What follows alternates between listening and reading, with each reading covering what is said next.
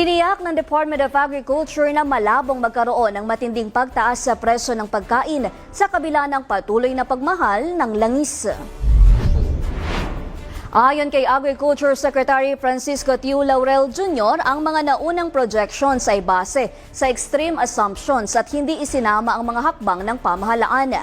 Kabilang sa mga ginagawa ng ahensya ang pagkuha ng karagdagang supply ng langis at pataba, pati ang paghahanap ng alternatibo tulad ng organic fertilizers. Sa ngayon, nananatiling matatag ang supply ng pagkain sa Pilipinas na may sapat na stock ng baboy at mataas na produksyon ng manok. Nagbabala rin ng DA laban sa profiteering at hoarding sa gitna ng sitwasyon.